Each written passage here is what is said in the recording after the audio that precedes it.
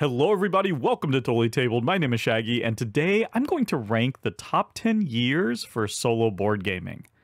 Which year had the best collection of games for solo players? And where does 2023 fit into the list? Is it closer to the bottom, to the top? I think the answer might surprise you. Now, this is a follow-up or companion video to a few previous lists on the channel. It all started when I made a video about which game I would keep from each year if I could only have one. Check it out if you haven't, but that thought experiment really illuminated for me just how much better some years were than others, at least for my tastes in games. I then released my top 10 solo board games of 2023, and naturally the question arose, how good of a year was it? I actually polled my subscribers, and the response was pretty overwhelming. Out of over 600 votes, 63% said the year was above average, and 14% said it was one of the top 3 best years ever. That's a lot of positivity, so let's see how the year holds up under further scrutiny. I'm going to run through this list pretty quickly. Again, this is just a follow-up video. I spent quite a lot of time talking about these games in the last video. At the end, I'll do some final thoughts, so stick around for that. But here at number 10, we have 2011. As you'll see in some of these earlier years, there just isn't a lot here. We have Lord of the Rings, the card game, which I've never played, but obviously is really popular. We have the simple solo-only card game Friday, which I really love, but the game really carrying this year is Mage Knight. Obviously a top 10 solo game, but just not enough other games this year to move it up the list. For number 9, we have the following year, 2012. Gingopolis came out this year, which has a really clever and fun solo mode. But this year is all about Robinson Crusoe, my favorite solo game. My love for Robinson Crusoe pushes it slightly higher into the number 9 position. For number 8, we take a little bit of a jump forward in time, all the way to 2018. Still not that many notable games here. We have Sprawlopolis, the tiny little card-laying micro game. We have the fantastic Underwater Cities. And then 2 games I absolutely adore, Obsession and Nemesis. By the way, I've done full playthroughs for both of these games and Mage Knight and Robinson Crusoe. I'll put links in the description below, so go check those out. But moving on to number 7, we're actually going to go back to 2016. Now, this year might be higher on a lot of people's lists. It's a little bit lower for me because I'm just not that big of a fan of Terraforming Mars and Aeon's End, but I know a ton of people are. I'm also not as big of a fan of Scythe as a lot of people, but I am a huge fan of Arkham Horror the card game, and one of my favorite solo games of all time, A Feast for Odin. So yeah, personal preference is pushing this down the list a little bit, so keep that in mind, because this year is probably more popular for a lot of people. For number 6, I have 2019.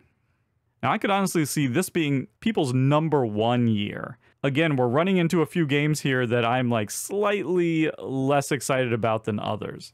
Games like Wingspan, Paladins of the West Kingdom, Maracaibo, and the big one, Marvel Champions. I really, really like those games, but some of these are beloved. So that alone could be enough to push this into the top for some people. For me, the big ones are Star Wars Outer Rim, my favorite pick up and deliver game and great with the expansion. And then the big one, PAX Premier 2nd Edition, a truly incredible game at any player count, including solo. So my number 5 is 2020. Part of the reason why 2020 gets the nod is just the sheer number of excellent games. We have games like Under Falling Skies, Hallertau, On Mars, Gloomhaven Jaws of the Lion, and then a bunch of games that I've done videos for, including Warp's Edge, Marvel United, Dune Imperium, and then my favorite of the bunch, Lost Ruins of Arnak. I know this one's going to be quite a bit of a disagreement with most people. I think most people will have 2019 ahead of this, but the combination of Lost Ruins of Arnak, Gloomhaven Jaws of the Lion, and Dune Imperium really pushes this one up for me. Number 4 is 2022. This was a tough one. It could have easily gone higher. Games like For Northwood, Revive, Endless Winter, Carnegie, and then the big three for me, Heat, Ark Nova, and Frostpunk. And that's keeping in mind that I haven't played Frosthaven or Oathsworn.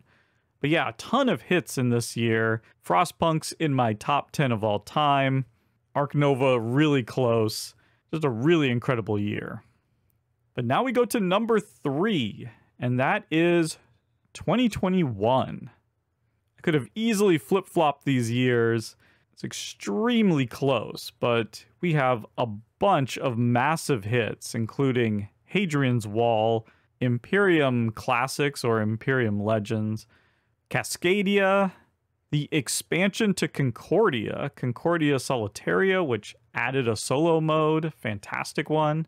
We also have Marvel United X-Men came out this year. Rove, my favorite of the Button Shy microgames.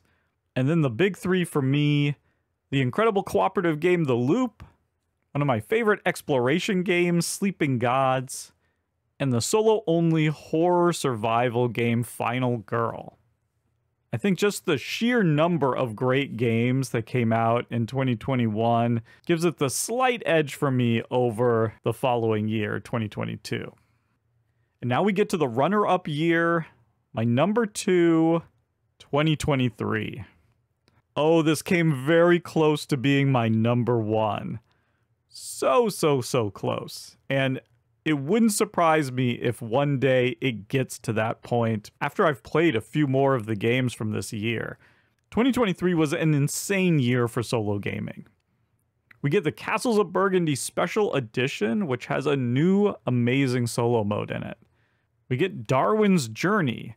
We get an absolute gem, Oranienburger Canal. And then one of the strongest top 3s of any year.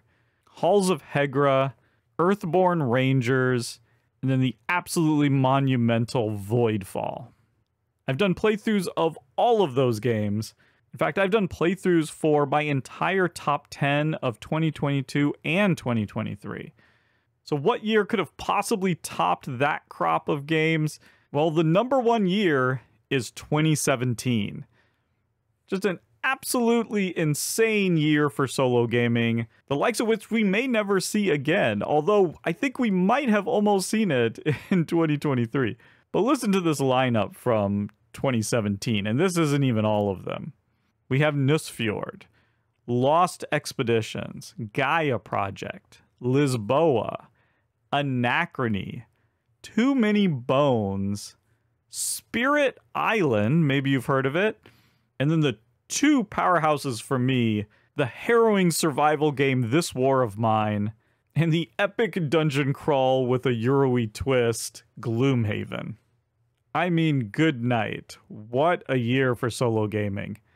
But as incredible as that lineup is, I'm telling you, 2023 came remarkably close to being my number 1 year.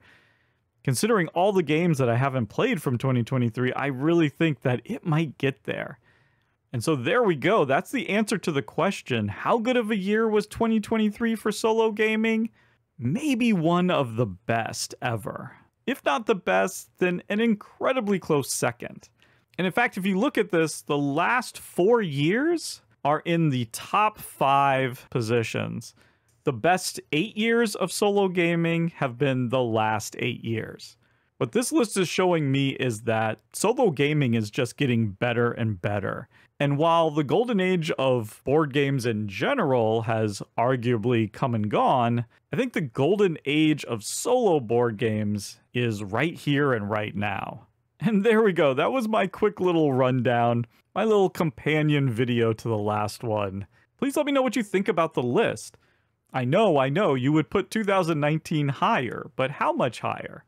Yeah, in 2016, you're going to want to put that one higher than I did, but how much higher? Let me know in the comments below. And while you're at it, give this video a thumbs up and subscribe to the channel. I would very much appreciate it. Also be sure to go check out all the playthroughs I have of the vast majority of the games that I've mentioned. But that's all for me. Thank you so much for watching, and goodbye.